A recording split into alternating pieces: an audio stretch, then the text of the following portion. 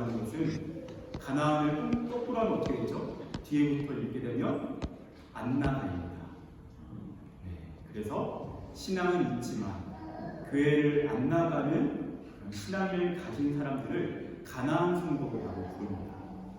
오늘날 아픈 현실인 한국교회의 많은 문제들로 인해서 가나안 성도들이 점점 많아지고 있다. 그래서 가나안 현상이다라고 부르기도 합니다.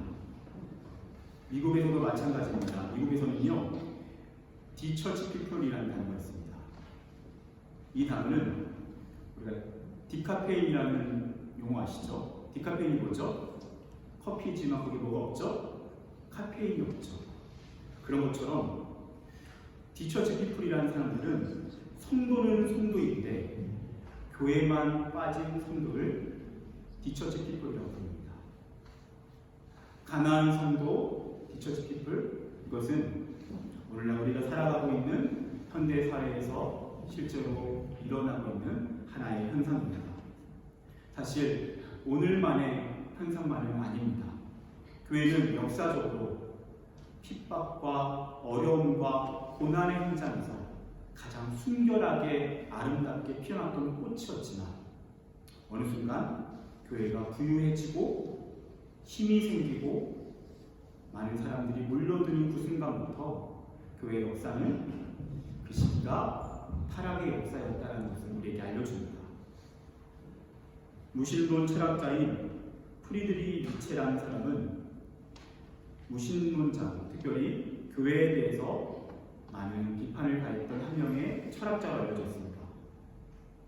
한 사람이 물었습니다. 왜 그렇게 그리스도인들을 부정적으로 보십니까? 그러자 니체가 이렇게 대답합니다. 그리스도인들이 조금만 더 구원받은 사람처럼 보인다면 나도 그들의 구원을 믿겠습니다. 마호메트 간디도 비슷한 얘기를 했습니다. 그는 이런 얘기를 했습니다. 나는 예수를 사랑합니다. 그러나 기독교인들을 싫어합니다. 왜냐하면 그들은 예수를 닮지 않았기 때문입니다. 그리하여서 여러분, 역사적으로 예수님은 너무 좋지만, 예수님은 사랑하지만 교회에 대한 실망감과 교회에 대한 불편한 마음 때문에 교회를 부정하는 그러한 현상들이 교회가 그러한 변질의 문턱을 넘어설 때마다 반복되었던 하나의 현상이었습니다. 그래서 그때마다 예수님은 좋지만 교회는 싫습니다. 심지어는 교회는 없어도 상관이 없습니다. 나만 예수를 믿으면, 나만 말씀을 통해서 예수를 믿으면 되지 왜 굳이 교회를 나가야 됩니까? 교회는 필요 없습니다. 심지어 교회는 폐기되어야 합니다. 그러한 입장들도 나타나기 시작합니다. 저는 한 명의 목사로서 이런 현상을 볼 때 하나님과 오늘날 이 세상 앞에 참 부끄러운 마음과 죄송스러운 마음이 있습니다. 저도 한 명의 목사로서 목사가 그러한 역할에 이바지했다는 것을 알고 있기 때문입니다. 그래서 교회가 비판받는 것, 교회가 오늘날 많은 사람들에게 논란의 거리가 되는 것 인정해야 하고 그것에 대해서 교회와 목회자들은 철저하게 참여해야 합니다. 하나님 앞에서 가슴을 찢으며 통곡하며 회개해야 합니다. 그것은 우리가 부정할 수 없는 진실입니다. 근데 여러분, 그렇다고 하지만 우리가 다시 한번 생각해 보아야 할 것이 있습니다. 교회가 회개해야 할 것이고 교회가 정화되어야 되는 것은 맞지만 그렇다고 교회가 사라져버려야 하는가? 여러분, 이것은 다른 문제일 수 있습니다. 종교개혁자였던 루터는 이런 얘기를 했습니다. 아기를 씻긴 욕조물을 버리려다가 아기까지 버리게 되었다. 이런 유명한 말을 한 적이 있습니다. 다시 한번, 아기를 씻긴 욕조물을 버리려다가 아기까지 버리게 되었다. 이 말은 어떤 말이냐면요, 그 당시 종교개혁 시대에도 많은 진보적이고 또는 급진적인 종교개혁을 행했던 사람들 중에서 너무 이 급진적으로 나아가다 보니까 아예 교회 자체를 부정해버리는 사람들이 생겼습니다. 교회는 필요 없다. 우리끼리 그냥 각자 알아서 신앙생활하면 된다. 예수님만 믿으면 된다라는 입장들이었습니다. 근데 뉴턴은 그것에 대해서 뭐라고 얘기했냐면 몸이 더러워지면 마치 아기를 깨끗이 샤워시키고 씻겨줘야 되는 것처럼 씻어줘야 되는 게 맞지만 그래서 씻기고 그 더러워진 욕조물을 버리고 갈아줘야 되는 건 맞지만 그렇다고 해서 아기 자체까지도 버려버리면 안 된다. 무슨 말이죠? 교회가 정화되어야 되고 교회가 새로워져야 되고 교회가 갱신되어야 되는 것 같지만 그렇다고 해서 교회 자체까지도 부정해버린다면 교회 자체까지도 폐기해버린다면 마치 아기를 씻기려다가 아기까지도 버려버리는 그런 오류일 수 있다는 것입니다. 그 이유는 무엇일까요? 바로 많은 사람들이 그토록 사랑하는 예수님이 반드시 교회에 대해서 우리에게 허락하신 공동체라고 하시기 때문입니다. 우리가 예수님만 좋고 교회는 싫습니다라는 말 이해됩니다. 그런데 교회 자체까지도 부정해야 된다는 말, 그것은 예수님의 말씀에 대한 부정이 됩니다. 예수님의 길을 따라가야 한다는 그 길을 부정하는 것이 되어버린다는 것입니다. 기독교 작가 폴트르니에는 이런 말을 했습니다. 예전에도 이런 말씀을 동일하게 남기는데요. 사람이 혼자 할 수 없는 것이 두 가지가 있는데 하나는 결혼이고 하나는 크리스천이 되는 것이다. 이것이 교회에 대한 중요한 설명입니다. 사람 혼자서 결혼할 수 없는 것처럼 사람 혼자서는 신앙생활을 할 수가 없습니다. 왜일까요? 예수님께서 우리에게 그런 신앙을 알려주신 적이 없기 때문입니다. 여러분 예수님을 보십시오. 예수님 어떻게 신앙생활 하셨습니까? 12 제자들과 함께 먼저 교회의 모형을 제시하셨습니다. 근데 그 공동체가 어떠했죠? 얼마나 철들지 않은 제자들이 예수님 힘들겠습니까? 심지어 그 12 중에 한 명은 어떻게 했습니까? 예수님을 팔아넘겼습니다. 가로 유다였습니다. 예수님이 우리에게 제시하셨던 그 교회의 모델조차도 흠이 있었고 불완전한 모습이었습니다. 그런데 예수님께서는 그 교회를 통해서 우리에게 일하신다고 약속하셨습니다. 그래서 우리가 절대로 예수님과 교회를 분리해서 이야기할 수 없습니다. 예수님은 좋고 교회를 싫기 때문에 교회는 분리시켜서 제거해버리겠다. 논리상은 맞을 수 있지만 영적인 현실에서는 불가능한 일입니다. 왜냐? 오늘 이 말씀의 결정적인 그 이유를 말합니다. 교회는 예수님의 몸이기 때문입니다. 아멘? 교회는 예수님의 몸입니다. 우리가 아무리 이것을 부정하려고 해도 부정할 수가 없습니다. 오늘 말씀을 분명히 우리에게 말합니다. 예수님은 교회의 머리시고 우리는 그분의 몸입니다. 머리와 몸이 분리되면 어떻게 됩니까? 죽습니다. 머리 따로 몸 따로 존재할 수 있습니까? 이론적으로는 존재할 수 있을지 모르지만 현실적으로는 불가능합니다. 마찬가지로 머리 대신 예수님만 좋고 몸은 필요 없다. 그래서 나는 머리만 따르겠다. 불가능한 이야기가 됩니다. 여러분 성경에서는 교회에 대해서 다양한 이미지로 이야기를 합니다. 교회를 성전이라고도 이야기하고요. 하나님의 집이라고도 이야기합니다. 가족이라고도 얘기하고요. 부부관계라고도 이야기합니다. 그런데 성경에서 가장 강조하고 있는 교회에 대한 정의는 교회는 그리스도의 몸이라는 것입니다. 교회는 그리스도의 몸입니다. 이것은 예수님께서 직접 우리에게 알려주신 말씀의 진실입니다. 여러분 그렇다면 교회가 그리스도의 몸이라는 것은 어떤 의미일까요? 이것을 설명하기 위해서는요, 우리 파리 연합교회의 이름을 가지고 설명하면 참 좋을 것 같습니다. 저는 우리 교회 이름이 참 좋습니다. 파리 연합교회. 연합이라는 단어가 참 좋습니다. 이 연합이라는 단어를 가지고 교회는 그리스도의 몸이다라고 하는 이것에 대해서 잘 설명할 수 있습니다. 여러분, 교회가 그리스도의 몸이라는 것은 연합의 관계에 대한 표현입니다. 첫 번째, 교회가 그리스도의 몸, 그것은 곧 예수님과 교회가 연합된 절대로 분리될 수 없는 그런 관계라는 의미입니다. 연합의 관계라는 의미입니다. 그래서 교회와 예수님은 사랑 안에서 연합했습니다. 특별히 사도행전 20장 28절에는 이런 말씀이 있습니다. 성령이 그들 가운데 여러분을 감독자로 삼고 하나님이 자기 피로 사신 교회를 보살피게 하셨습니다. 여러분, 교회는 어떤 곳입니까? 예수님께서는요, 이 교회를 탄생하시기 위해서 그분이 치르신 것은 피의 지불이었습니다. 예수 그리스도의 십자가에서 자신의 몸을 내어주시고 피값을 지불하시면서 그분이 교회를 사셨습니다. 오늘 우리가 이 파리 연합교회는요, 어떤 사람이 볼 때는 그냥 사람들이 모여있다라고 할 수 있지만, 여러분 영적인 눈으로 보면요, 한 사람 한 사람 예수의 피를 지불하고 사신 예수님의 생명과 맞바꾼 천하보다 귀한 사람 한 사람들이 모여있는 예수님의 뜨거운 심장이고 그 무엇과도 바꿀 수 없는 주님의 사랑입니다.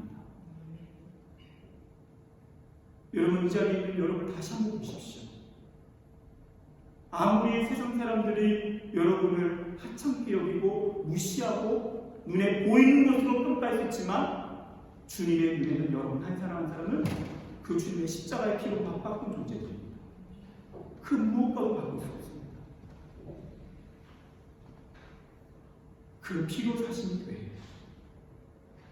그분의 영원한 사랑, 영원히 포기할 수 없는 예수님의 생명 같은 존재가 우리 파리 연합교회에 좀 있습니다. 여러분 한 사람 한 사람이 좀 있습니다.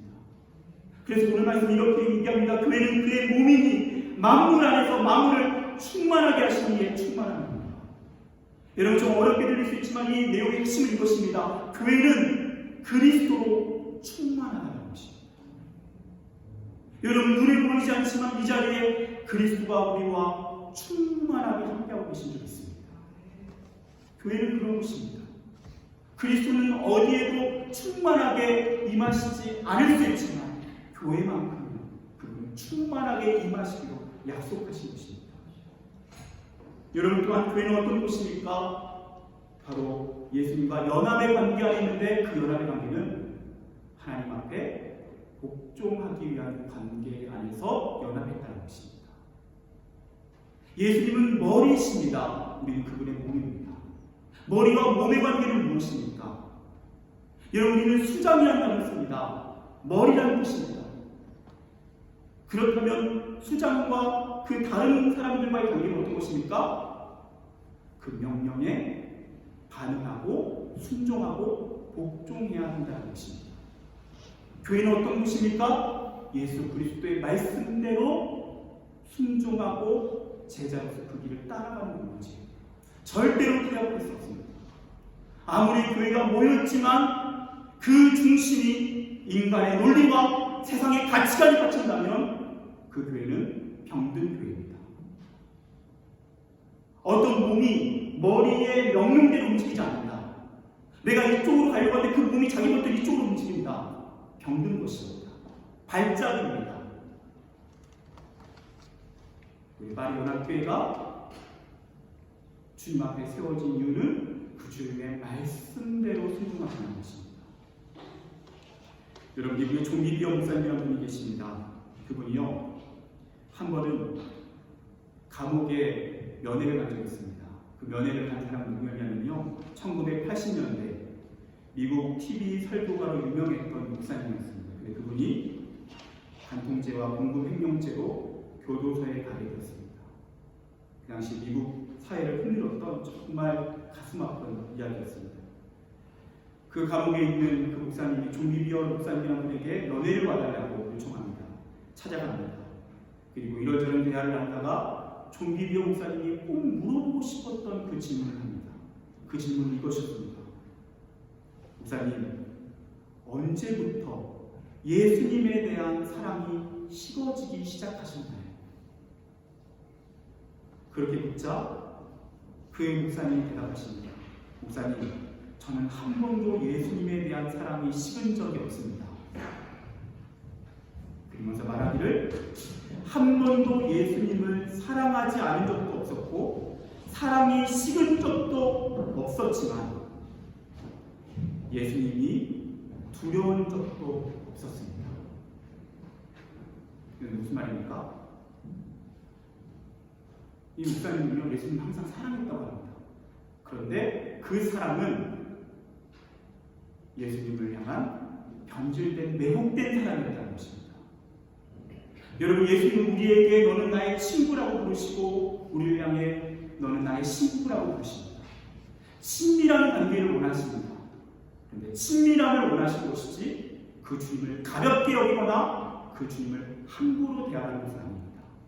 그 주님은 우리의 머리이십니다. 우리는 그 주님을 경외해야 합니다. 두렵고 떨린 마음이 있어야 합니다. 우리가 교회에서 우리의 삶 가운데서 이 세상을 살아갈 때에 어느 곳에든지 한 사람의 교회로서 우리가 기억해야 될 것은 주님이 우리의 머리시라는 것입니다.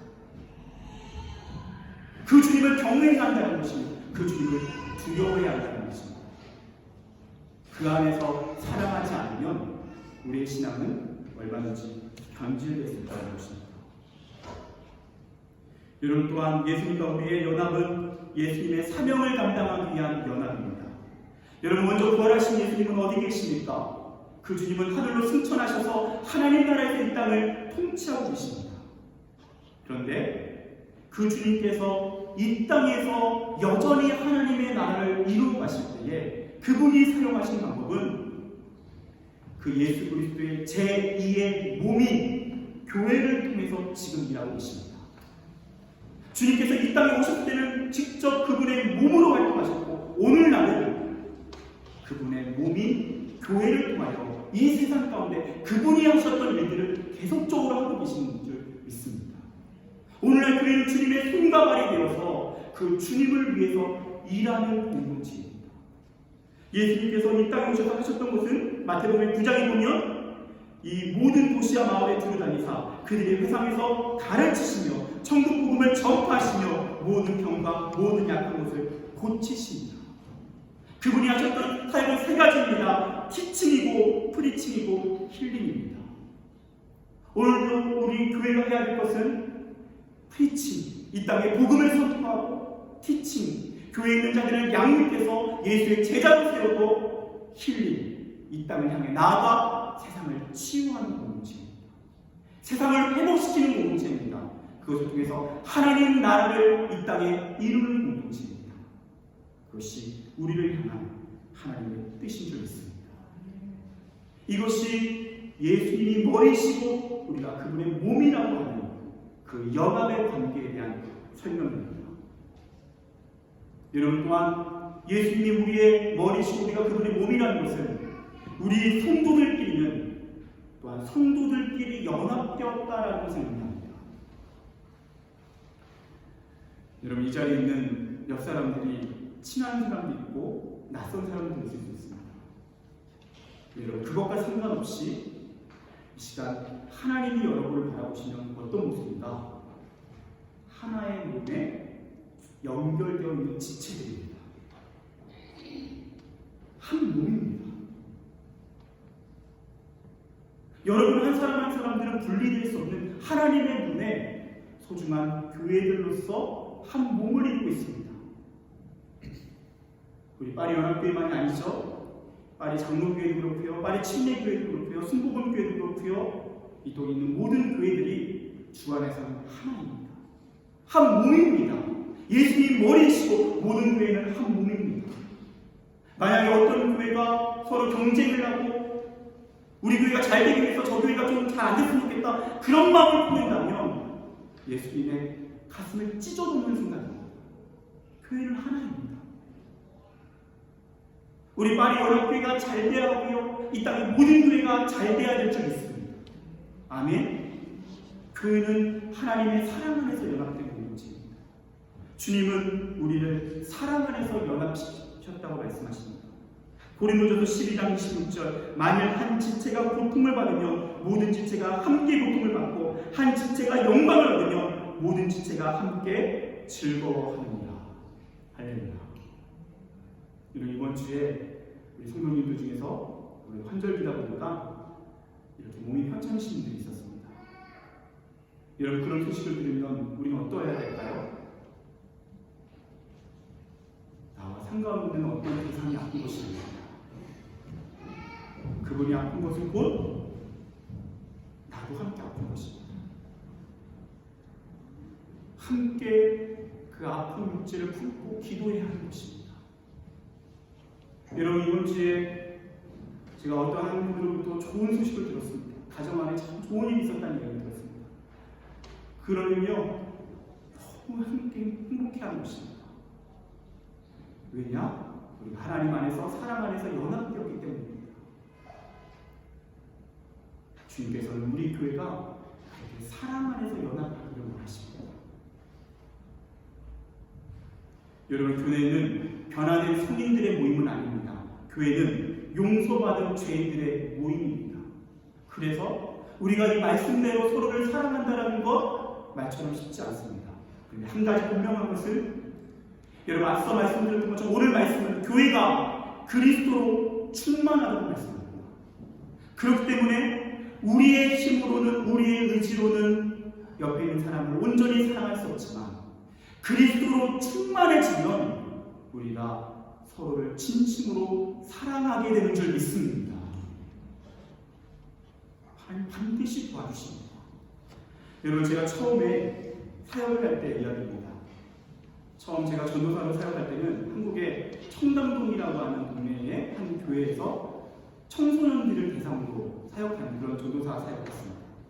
근데 그 교회에 이 청소년들이 아무래도 좀 동네 특성도 있고 하다 보니까 이 아이들이 너무 말을 안 해요.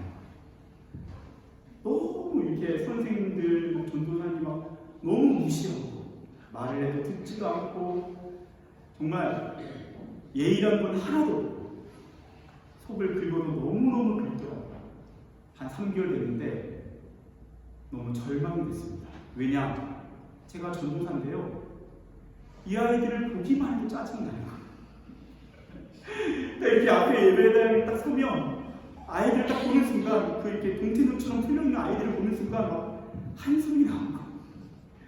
그리고 끝나고 막 그렇게 좀비처럼 막 쳐다보는 아이들을 보면 막 짜증이 나는 거예요. 여러분, 전도사가 맡겨진 양들을 그렇게 짜증 섞인 마음으로 대하면 어떻게 합니까? 제가 그때부터 하나님 앞에 철저하게 기도를 시작했습니다. 그때 기도 제목은 하나 있습니다. 뭐였냐면, 하나님, 내가 이 아이들을 사랑할 수 있게 해주십시오. 하나님, 내가 이 아이들을 정말 진심으로 사랑할 수 있게 해주십시오. 기도하고 기도하는 시간이 있었습니다. 여러분, 놀란 건 뭔지 아십니까? 하나님이 제 안에 그리스도로 충만하게 하셨습니다. 제 안에 어느 순간부터 영혼에 대한 사랑을 일러오기 시작했습니다. 나중에는 제가 그 아이들을 보기만 해도 너무 행복한 거예요. 그 아이들 한 사람 한 사람이 너무 소중한 거예요. 그냥 제게 맡겨진 영혼들을 보기만 해도 때로는 막 눈물이 날 것 같아요.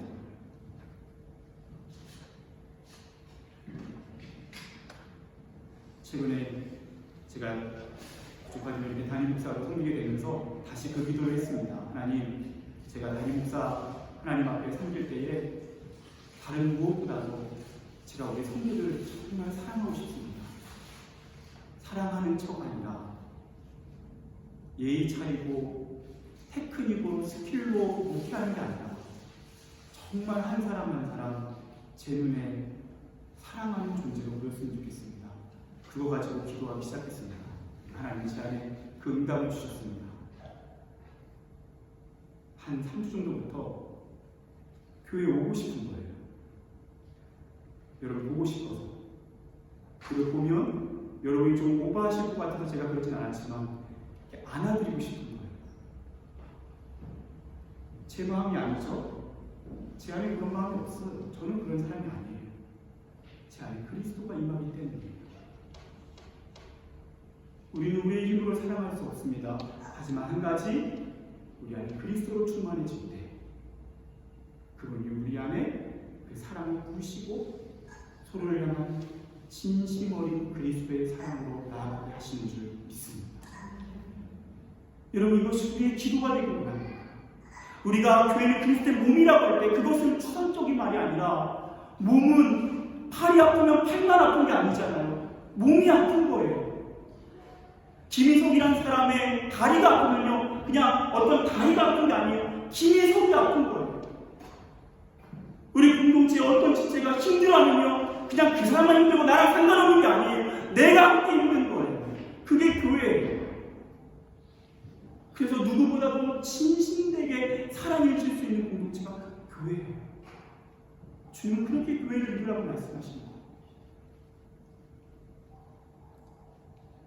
여러분, 교회가 주님 안에서 연합한다는 것은요, 주 안에서 차별이 없고 평등하다는 것을 의미합니다.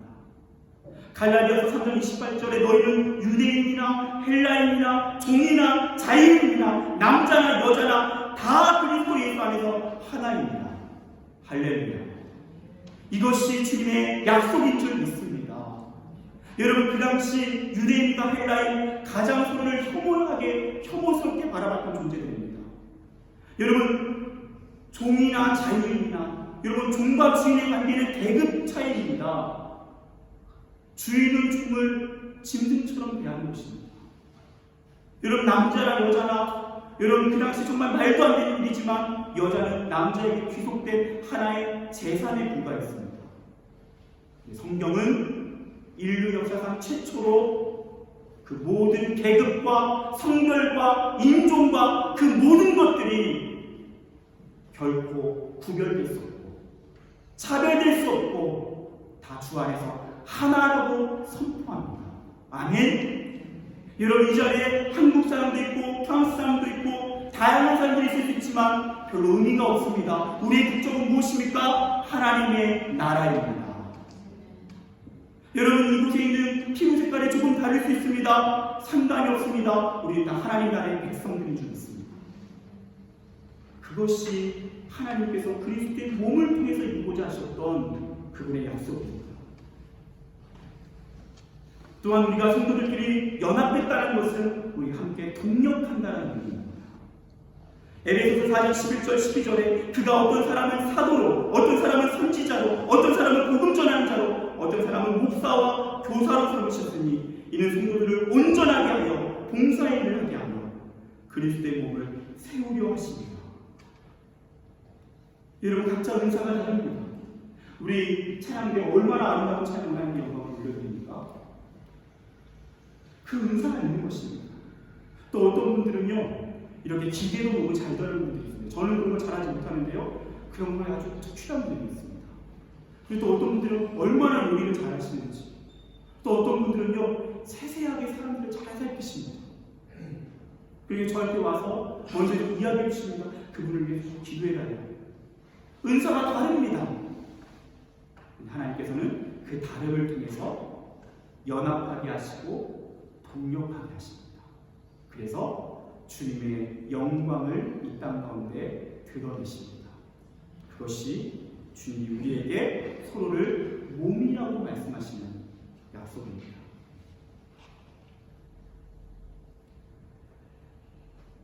사랑하는 여러분, 우리 처음에 함께 영상을 봤던 것처럼 우리에게 교회란 우리 현실적으로 경험하고 있는 교회란 때로는 우리의 마음을 아프게 하는 상처일 수 있습니다. 그래서 이 말씀의 그 내용 그대로를 믿기에는 이 말씀과 현실의 갭 때문에 그거 쉽지 않을 수도 있습니다. 여러분, 저에게도 사실 그런 나름대로 고민이 있었습니다. 저도 사역자다 보니까 자연스럽게 여러 교회를 경험할 수 있는 계기들이 있었습니다. 그런데 제가 경험했던 한 교회는요, 정말 큰 어려움이 있었습니다. 교회가 나뉘어져서 다툼이 일어나고 나중에는 이게 형사 법정까지 가는 일들이 있었습니다. 그리고 교회 안에 이단 문제가 발생하면서 제가 사랑했던 형제 자매들이 이단으로 넘어가서 교회가 발칵 뒤집혀진 일도 있었습니다. 그런 일을 겪으면서 제 안에 솔직히 오늘 인터뷰에 나왔던 사람과 같은 그런 마음이 들어온 적이 있었습니다. 교회는 어쩔 수 없는 건가? 그냥 예수님만 믿고 교회는 그냥 내 삶 속에서 분리시켜야 되는 것인가? 그런 고민 가운데서 하나님께서 제게 주셨던 하나의 답이 있었습니다. 그것은 병든 몸이지만 그 몸도 그리스도의 피값으로 사신 몸이라는 것입니다.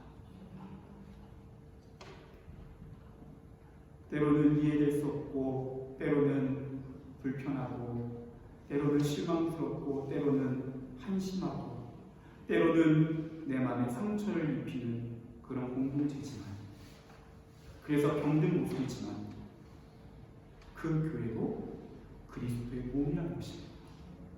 그래서 그 몸을 사랑하고 그 몸을 끝까지 품고 포기하지 않는다면 머리 대신 그 주님께서 영광을 받으신다는 것입니다. 그래서 제 안에 그런 고백이 있었습니다. 하나님, 나를 낳아준 어머니가 병들어서 죽어가신다고 할 때 그 병든 어머니를 버리지 않는 것처럼 나를 신앙으로 낳아서 나를 여기까지 성장하게 하는 교회, 그 교회가 병들었다고 절대 그 교회를 버리지 않겠습니다. 제가 그 교회를 사랑하겠습니다. 그리고 제가 그 교회를 통해서 주님의 기쁨이 되겠습니다.